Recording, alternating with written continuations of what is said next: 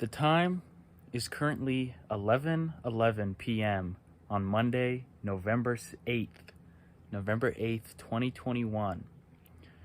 And I am about to send a text to my mother that I need about $41.49. Why do I need this money?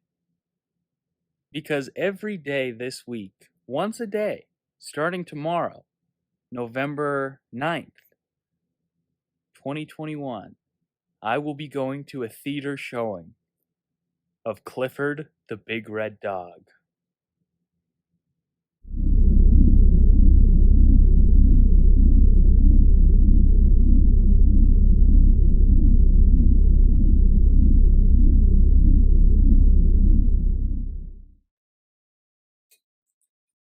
Now, I'll let the video go in a minute, but I want to quickly stop here.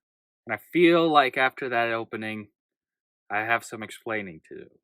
The question you're all asking is the question I'm trying to answer. That simply being, why? Why go see Clifford the Big Red Dog once a day, every day, for 5 days? I've never seen a Clifford the Big Red Dog movie. He had 2 TV shows. One where it's just Clifford, the other one where he's a pup, a little Scooby-Doo, pup named Scooby-Doo kind of deal. And then there's the book series, right? I've also, guess what? Never read the books. Those factors came into play, and I immediately felt driven that I needed to watch this film. I knew I was going to go see it opening day. It was going to happen. Its official release date is November 10th. The first day I was able to get tickets, or I didn't buy tickets online, it's not Avengers Endgame, but the first day they're playing it where I'm at would be November 9th, which furthers my confusion to this film's existence. Why are they opening it on a Tuesday in the middle of the week? And if you don't count that extra day, if you count the official release date, it's a Wednesday. Who's going to a theater, other than me, on a Wednesday to go see Clifford the Big Red Dog? School's in session. They're not opening it Thanksgiving weekend. If you opened it the Wednesday Thanksgiving break started for people, that would make sense. It's the beginning of November. Why release it now? I need to know. Another thing that factors into this would be the director. The director's name is Walt Becker, I believe is how you pronounce his name. Interesting filmography. He started by working on National Lampoon's Van Wilder. Then he directed Old Dogs. The 2009, I want to say, 2006, John Travolta and Robin Williams, about like 2 businessmen that are trying to be young or something. Then we have Wild Hogs, which also came out in the 2000s. Maybe Wild Hogs came before Old Dogs, I can't remember. But Wild Hogs is a film with John Travolta, Tim Allen. The villain is the lead actor from Goodfellas, who's in charge of a biker gang who John Travolta accidentally blows up their bar. Then he directed the final, as of this video's recording, the final film in the popular Alvin and the Chipmunks series titled Alvin and the Chipmunks: The Road Chip, a film in which, within the first 30 minutes, Alvin and the Chipmunks become felons and are put on the no-fly list because they physically assault an air marshal. So that's that movie. That was a weird film. That was a weird time in film. It came out the same weekend as Star Wars: The Force Awakens. There has been an awakening. Have you felt it? I don't understand why they put it there as a release date. I guess the studio just decided it wasn't good. It wasn't going to make money, so what the heck? We'll throw it in with Force Awakens and then we'll just forget it happens. But as The Force awoke, it would seem Walt Becker's career vanished. He disappeared. But after a 6-year hiatus, somehow Walt Becker returned. And of all films to direct, he came back to direct Clifford the Big Red Dog, the live-action CGI movie about a character that nobody has discussed for probably 10 to 15 years.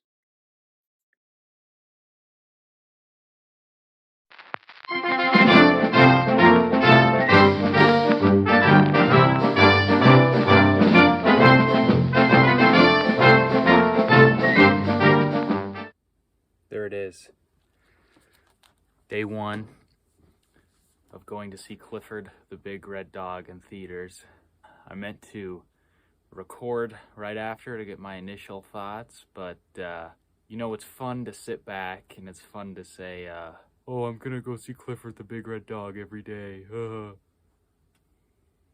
movie itself is not that bad, okay? It's not good, but it's not that bad.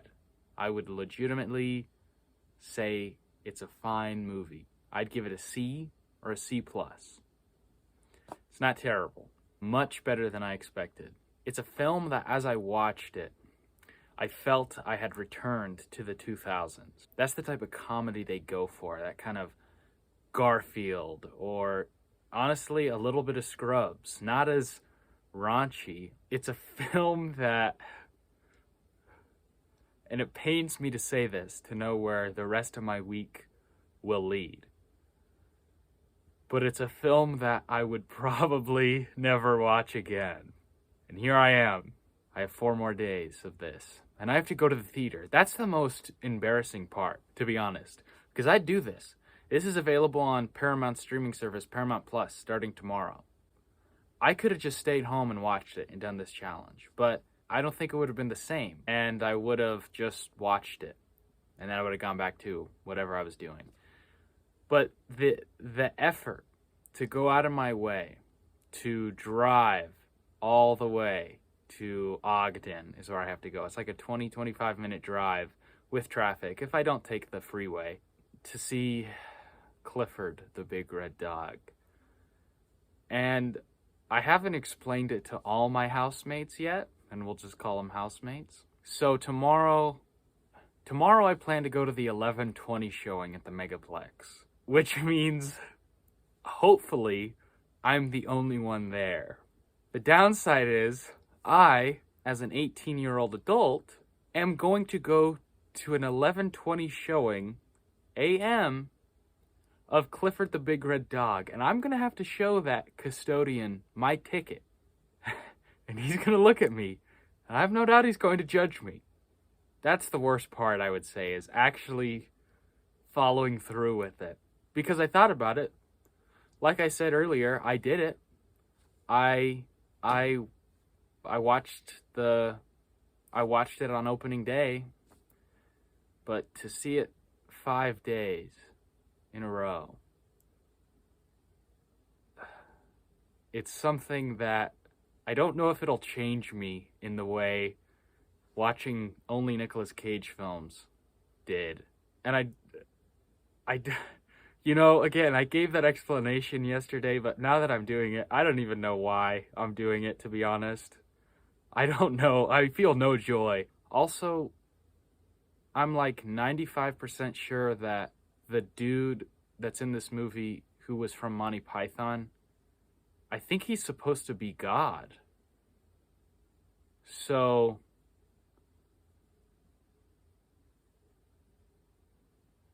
yeah.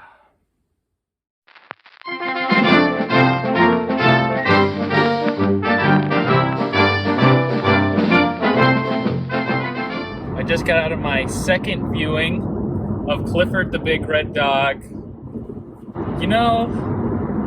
When I went into it today, the showing was at 11, not 11:20, by the way, so I pretty much opened the theater. There were suspiciously a lot of people walking in, and I was like, oh no, is Clifford the Big Red Dog about to be packed on a Wednesday? It was not. I don't know what movie everyone was going to. Probably Eternals or something else, there were two people in the theater. And this one man that was there, they were together. I think they were just friends. He was having the time of his life. You know, he was laughing at all the jokes. The second act low point, in which Clifford is going to be taken away and sent to China or something. It's my second time viewing it. Honestly, I forget. And he started laughing during that part, and I was kind of concerned at that point, but he was having a good time, so I'm happy that he enjoyed it. It was better the second time. I don't know why. It was better. It was fun. It's a Clifford the Big Red Dog movie. And I think this is my subconscious trying to tell myself that everything's going to be okay, because I have to do this for 3 more days. So that's going to be fun. I'm really excited. I would say the strangest part of the movie for me on the second viewing would be there's this part where this 11-year-old kid references both the Wizard of Oz and Oliver Twist back to back. And then later, the main character chick doesn't get a Madonna reference, but she understood Oliver Twist and the Wizard of Oz. So that was kind of weird. I would say my favorite part is when the Monty Python guy, they go to the tent to find Clifford, and he's like, "It is my animal tuus tentus rescuus," and the chick's like, "Is that Latin for animal rescue tent?" And he's like, "No, I just put that at the end of my words to sound smart." And I was like, that's kind of funny.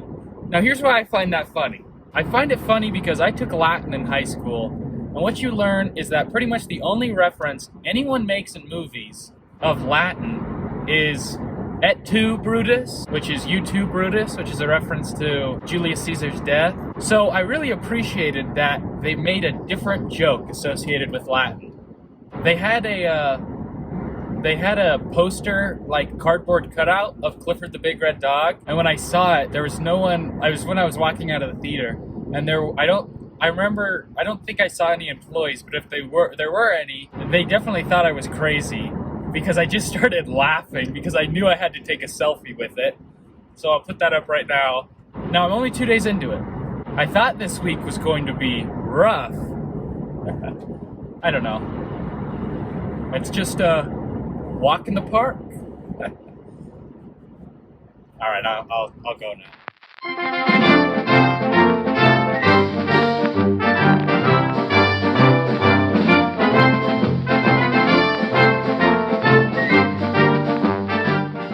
Well, here I am. I found a parking lot. It's a church parking lot, which I parked sideways in the parking spots. So if anyone tries to stop me to tell me to go away, I'll just tell them I have 3 wives. And I think in Utah, that means you can pretty much get away with whatever you want. Day 3 of watching Clifford the Big Red Dog. I saw it with somebody, a good buddy of mine this time, and it was nice to not be sitting in a theater by myself watching it. Felt a little bit of relief, because you see it, by yourself, and it's just kind of uncomfortable, to be honest. It is Clifford the Big Red Dog, so that's kind of how it goes. Something about it, I don't know what. I don't hate it. I do not hate Clifford the Big Red Dog. It's starting to win me over, and I don't know if that's a good thing or not. I do want to talk some technical stuff this time, and technically, I'm not afraid to say it. Clifford's CGI works. By a third time, even when he's small, it works. I think that the audio for Clifford is really good. I don't know what this says about me, what I'm about to say, but twice now viewing it, the first and now the third time, there's a part where Clifford barks off screen, and I look around thinking a dog is in the theater, so I don't know what that says about me. One element that they could have worked on more, if we're getting serious here, would be in the beginning, they show Clifford's family, like his dogs, get taken by animal control or whatever, and they never really follow through with that. It kind of shows that, and then it just cuts away to the logo. It felt clunky. It felt like that was a last minute, oh yeah, we have to introduce Clifford somehow. Which brings me to my next point, and maybe I've gone too far. with what I'm about to say, but I'm thinking about how to make a sequel to Clifford the Big Red Dog, and I think I have a good pitch. Ready for this? This is a film about accepting who you are. So according to the lore, again, I've never seen any of the stuff, but I did some research. According to Clifford lore, he can talk to Emily. I'm saying let's work with that. Let's have Clifford and Emily switch voices. Here's what I mean by that. It would make for great comedic bits for children to have Emily bark like a dog. Clifford talks, but not just to Emily, everyone can hear him. I don't know, some magic curse or something happens and their voices get switched. It's a Clifford the Big Red Dog film, I don't know. Eventually what happens is Clifford wants to find his family. So they go on this quest to find his family, and they find it, and by the end of his quest, he's sort of matured so much that his mom doesn't recognize him because he has a voice. And because he's kind of like mature, because he's changing, he's kind of not turning into Emily, but turning into like human. So he's kind of not thinking like a dog, and Emily kind of is. So that could work for some funny bits too. By the end of the film, it could be a movie about, if this is a film about accepting who you are, Clifford the Big Red Dog 2 should be about knowing your own voice, but your voice isn't how loud you speak. It isn't what you say, but it's, again, who you are. So that ties into the first theme of just being who you are in the first film, but it also ties into this new theme of discovery and an understanding of oneself, and that our actions speak louder than words. And then you could have, like, the way Clifford's mom eventually recognizes him is he starts playing like a dog again instead of talking like a person. Who would voice Clifford the Big Red Dog?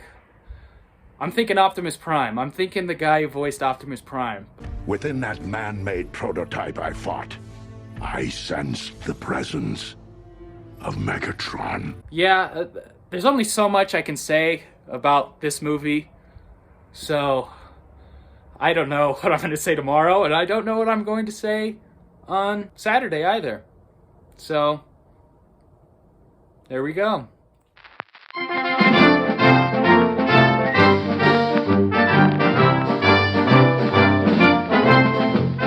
Here we are, back again, discussing Clifford the Big Red Dog. And once again, the big dog goes woof. I can confirm. I have a lot of thoughts that are boiling up. I have a lot of interesting things I think I'd like to say on the matter, but I'm going to save it for tomorrow. So for today, I'm going to keep it short, and I'm going to get straight to the point. What this film needed, or what the sequel needs, is a cameo from the Impractical Jokers.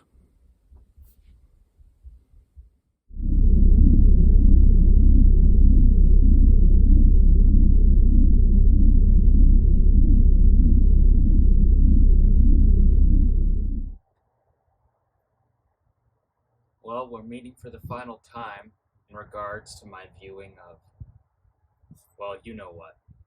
It was a bit weird walking out of the theater this time. As I walked out, the realization overtook my thoughts. I don't have to come back for Clifford again. Reality can be whatever I want. I think it was appropriate for my final viewing that I accidentally showed up about 20 minutes early. As I sat in my car listening to the odd guitar that was playing on the radio,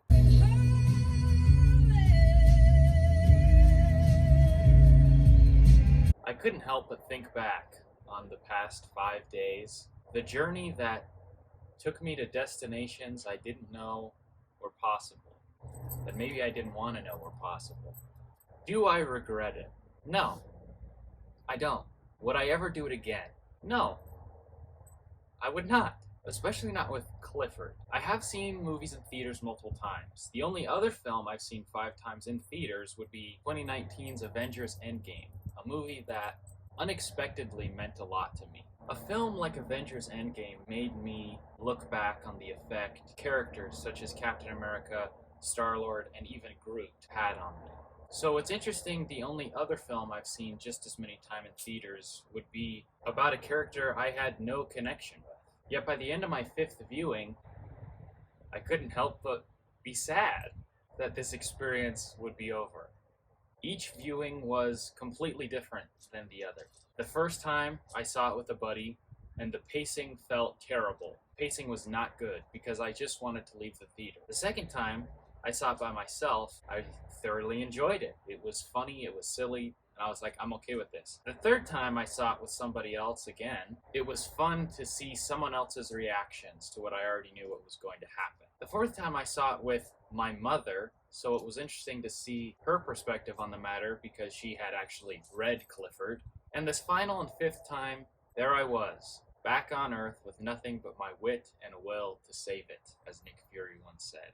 I was alone. What I came to realize at the end of my fifth viewing, similar to something like Moana, National Treasure, Uncharted 4, A Thief's End, Clifford the Big Red Dog is now a part of who I am. I will never be able to look at a Clifford poster, a book, ever again without remembering these past 5 days.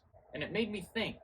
Let me ask you a question. When was the last time you did something because you wanted to? Let me go further into that. When was the last time your choice was dictated not based on what society views the right answer to be, but because it was the choice you wanted to make? If I had to answer that question, 3 events would come to mind.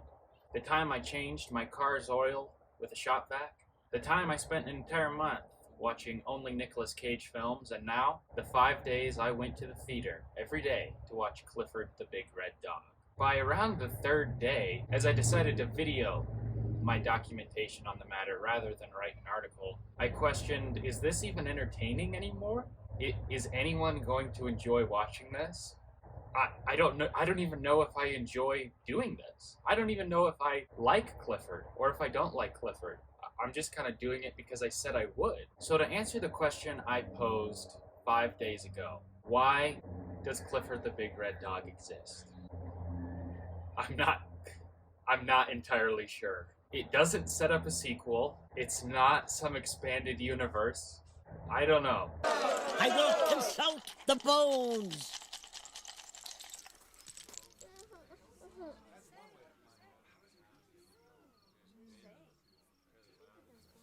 The bones tell me nothing. So I guess this experience, maybe it was worthless because I didn't really learn anything. But now I'll answer a different question. One I'm sure you're wondering. Do I recommend Clifford the Big Red Dog? The answer is simple. If you're not planning to embark on a 5-day journey, then yes, I would recommend it. It is funny, it is silly, and there is a part where Clifford eats another dog.